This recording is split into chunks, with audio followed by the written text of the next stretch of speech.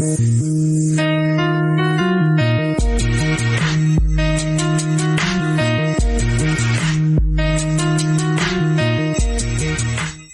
up, world? EstablishedRich coming right back at you. Lil Durk spent years telling the whole world how much he hates rats. Now that his freedom is on the line, people are calling him a snitch because his lawyer is doing exactly what she was hired to do. And this whole debate proves that this street code really ain't a code at all. It's a bunch of unwritten rules that change depending on who's facing the time. And rapper Lil Durk has been arrested and charged with a murder-for-hire plot. The Chicago native, whose real name is Durk Banks, was arrested in Florida by the U.S. Marshals Service. The 32-year-old's arrest comes as 5 other people in Chicago were arrested in connection with the investigation.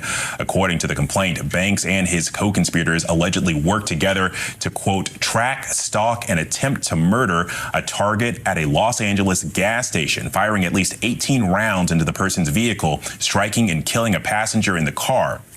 Banks made his first court appearance this afternoon in Miami. Banks' lawyer asked for privacy after leaving court, telling ABC, quote, "We will not be commenting at this time." I want to bring in ABC News contributor and Sirius XM radio host Mike Muse and ABC News contributor and criminal defense attorney Shauna Lloyd for more on all of this. And Shauna, I want to start with you on this. The charges against these men include conspiracy to commit murder for hire and use of a machine gun in a violent crime resulting in a death. The most serious charge carries up to the death penalty if convicted. Lil Durk, whose real name is Durk Banks, was arrested in 2024. He was charged in a federal murder-for-hire case. He has pled not guilty and is presumed innocent. Prosecutors say Durk ordered and financed a hit in 2022 in Los Angeles. That hit was intended for Quando Rondo, but ended up taking the life of his cousin, Lil Pab. The government claims it was retaliation for the 2020 killing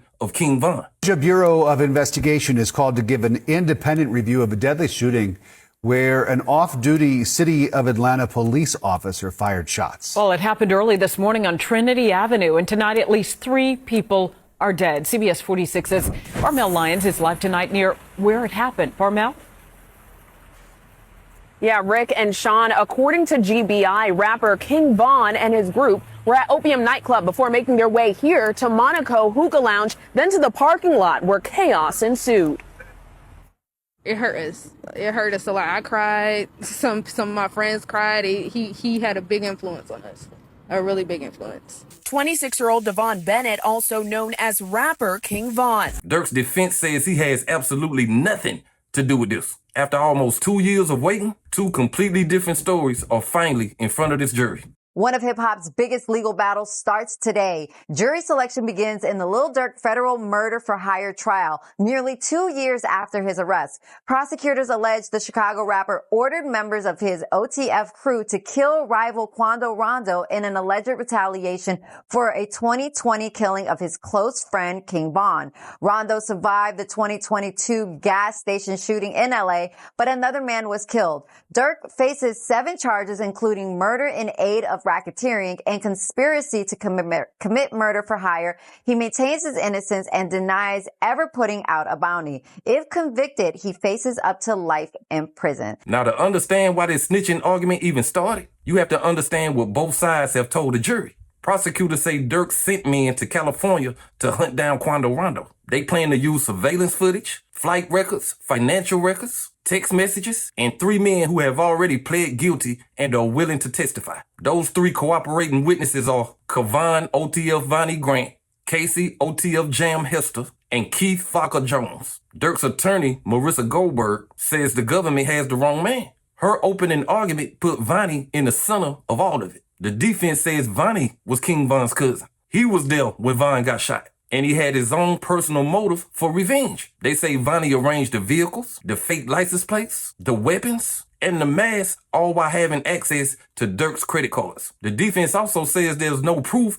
that Durk paid or promised to pay anybody. In other words, where's the hire in this alleged murder for hire plot? That is the defense theory. But when Trap Lord Ross heard the argument, he said he couldn't believe Lil Durk might be snitching. I cannot believe what Lil Durk's defense is. We have just heard his defense make their opening statements, and I'm not going to lie, I'm absolutely floored You know what they're trying to do? They're blaming it all on Vonni. Now, I don't know if people are going to go as far as to say that he telling on Vonni, but he basically is blaming everything on Vonni. They're basically making this whole case. They showed the entire opening statement, right? Bear in mind that the prosecution, they showed various pictures, videos, still images of multiple attempts on Quando's life, the actual murder of Lil Pab, the footage of that, footage from Durk's music videos, footage from apparently still images of them when they tried to kill Quando in Waycross, Georgia. It was a whole presentation. When the defense were up there, they basically showed only a couple pictures, and the one picture they showed the whole time was just a picture of Vonni with King Von. They said it's all Vonni.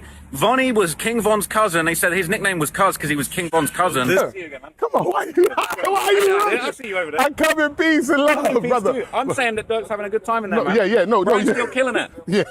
Listen, I just wanted to make some clarity. No, bro, I can't right now. I don't want to be late. I don't want to be late. Listen, on behalf of the Ummah, brother, you made a folly, a fugaboo, where you said that Lil Durk is blaming everything on Vonni. To the person, that's what was said. That is what was said. I can't do this right now, bro. I appreciate that. I want you to clear that. No, I need you to clear that up. I need you to. That's what was said in court, bro. But no, that's not what's said in court. That's the legal team. Vonni took. Listen, why are you running, my guy? This is what I'm saying. Vonni, listen. This is all I'm telling you. Hold on, my Belizean brother. Listen, all I'm saying is Vonni took accountability and then tried to drag Durk in. Why did Didi's lawyers say that Vonni is touching with the cartel? I have no idea. All I'm saying is we don't want you to put the narrative out there that Lil Durk is on the stand or testifying against anybody. You said Durk is blaming it on him. He is. He's not. The legal team is saying he has nothing to do with what Vonni accepted responsibility for. Do you understand? Do you understand the difference, sir? Huh? Okay. We just wanted the brother to clarify himself. Yeah. Now, Trap Lord Ross is right about one thing. Durk's defense did point the finger at Vonni. That's factual. Where he goes wrong is presenting that like Durk flipped and he's cooperating with the government. The people who have pled guilty and agreed to testify for the government are Vonni, Jam, and Flacka. That is cooperation. A defense attorney telling the jury, my client didn't do this. Your witness did. That's called defending your client. Marissa Goldberg is not OTF. She didn't take the street oath. She went to law school. And her job is to create reasonable doubt and keep Durk from spending the rest of his damn life in prison. But I do understand why this looks crazy to people who remember how Durk used to talk about informants. Why won't you dead? Give me a good reason why I won't 6ix9ine dead. Well, I think people thought. That's their situation and what they felt about their people. What did you do that somebody else ain't doing YouTube or something? Well, a lot of fans thought that maybe you just hated him because he cooperated. He told. I hate all rats. If you ever told, you ever tell, I hate you, like with a passion, like cause that took away half of my. That made me who I am today. That took away half of my life. Like motherfucker telling on my pops and that's who, you know what I'm saying, I needed. So I was raised by a woman. You know what I'm saying, which is my mama, who taught me what everything I know. So I really hate rats with real passions. Like I hate you bad. I'm looking to the camera. I hate rat. This is why the internet is having a field day. Durk has been very clear on his views about snitching. From his perspective, a cooperating witness helped take his father away for most of his life. And that pain shapes the way he looks at rats. So now people are asking, how can Durk condemn somebody else for helping the government while his lawyer places this entire plot on Vonni? And this is where y'all street code starts falling apart. Because that code always sounds simple until you the one facing life. Then everybody discovers gray areas. Well, Durk didn't say it, his lawyer said it. Well, Vonni pled guilty first. Maybe those distinctions matter legally, but if your code needs footnotes, loopholes, and a celebrity exception, it's not really a code. You have a fan club with terms and conditions. In this tweet from Ross, I got to talk to Ross. This is not a story. Durk did not just blame everything on Vonni. Vonni got picked up by cops, admitted to everything, admitted to getting the cars, arranging the flights, admitted to getting the guns, buying the ski masks, admitted to getting Sprinter vans and taking everybody around. And then he said, I did all of it while facing life in prison. I did all of it because Durk Banks paid me to do it. And now Durk Banks is in court saying, I don't know what the hell he's talking about. And to put out a headline that says, oh, Durk just blamed everything on Vonni, what the No. putting that out, let's put a finer point on how stupid this is. We haven't seen it yet, but there's a written statement. Durk would have gotten it in discovery. It's signed by Kavon Grant. That's how this works. I haven't seen it. It hasn't been confirmed, but when you cooperate, when they had a bunch of evidence on this guy, it was clear that they got him. He's cooked. So he gives a statement and he writes, I did this, I did this, I did this, I did this, because that guy paid me to. And the whole internet is like, oh my God, that guy is snitching.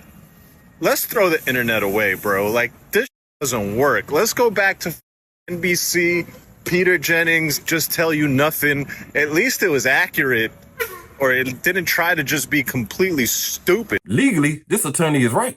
Durk's lawyer is not helping the prosecution. She is attacking the prosecution's case. The government is bringing Vonni into court to say that Durk was behind the whole thing. What is Durk's lawyer supposed to do? Help Vonni convict her own client because somebody on YouTube said he's a rat? Come on, dog. If Vonni testifies that Durk gave the orders, the defense has to attack his credibility, his motive, and his role in this play. They are going to argue that Vonni is shifting blame towards the biggest name in this whole case. The jury will decide whether that argument is true. But expecting Durk to sacrifice his freedom so the internet can call him solid is ridiculous. Okay, let's talk about Lil Durk update. Here's what's interesting about this case is the headlines today are Durk snitches on Vonni, which me personally, I'm sure there's a lot of snitch experts out there. I've been doing this for 30 years, so I think I know a snitch or two. Did you like that, Jackson? Snitch around and find out. Snitch around and find out. Long story short is, what they're saying is Durk is essentially blaming everything on Vonni. He's essentially snitching on the snitch, which to me doesn't make any sense. This guy Vonni went in, I guess he was Durk's right-hand man. He went in and spilled his guts, said that he bought tickets. He drove around with these guys, took pictures with them, showed them where to go, bought the guns, all these other allegations that he admitted to. But he says, but Durk made me do it. And Durk and trial is saying, hey, I don't know what this guy's talking about. He takes the blame for all this stuff because rightfully so, that's what he did. I didn't have anything to do with it. I didn't pay anybody. I didn't tell him to do that. That was none of my business what was going on with this guy, Vonni. Bradford Cohen has represented people in serious criminal cases, and he has dealt with actual cooperating witnesses. His point is simple. A lawyer presenting an alternative theory is not the same thing as a defendant flipping for the government. That is the legal answer. But the cultural answer is why this conversation will never go away. Hip-hop has spent years glorifying a code that says you never point fingers, never help authorities, and never save yourself at somebody else's expense. But that code always sounds strongest when somebody else is facing a sentence. When it's your life, your children, and your freedom on the line, suddenly everybody becomes a law professor. I don't think Durk is snitching by allowing his attorneys to defend him. Her job is to use every fact, contradiction, and every alternative theory available to create reasonable doubt. But I also don't want to see the fans who have called every other rapper a rat now rewrite the rules because they like Durk's music. Either the code applies to everybody, or we admit that it was never a real code in the first place. Durk is facing a federal jury, not a comment section. The prosecution has 3 cooperating witnesses ready to put his ass away. His defense doesn't owe the witnesses more loyalty than they owe him. That wouldn't be street. That would be stupid. But hey, that's just my opinion. What's yours? Like, comment, subscribe. EstablishedRich. I'll be back with another one. Hey.